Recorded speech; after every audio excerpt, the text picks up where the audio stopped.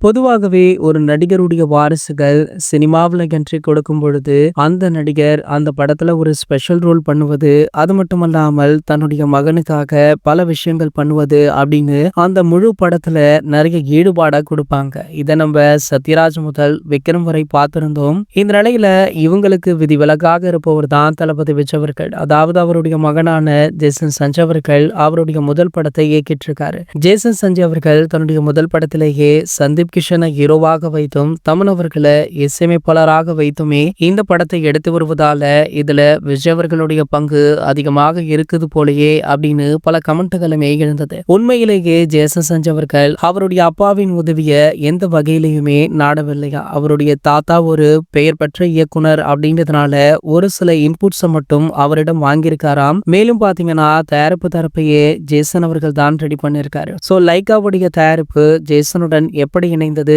அப்படின்றதற்கு நம்ம ஏகே அவர்களுமே முக்கிய காரணம் அப்படின்னு சொல்லப்படுது. ஏகேவுடைய மேனேஜரான சுரேஷ் சந்திரா அவர்களின் மூலமாகத்தான் ஜேசன் அவர்களுக்கும் லைக்காவிற்குமே பழக்கம் ஏற்பட்டதாக சொல்லப்படுது. இந்த நிலையில ஜேசன் அவர்கள் இயக்கியுள்ள சிக்மா அப்படின்ற திரைப்படம் முழுவதுமாக தயாராகிவிட்டதா. வர சம்மர்ல இந்த திரைப்படம் ரிலீஸ் ஆக இருக்கு.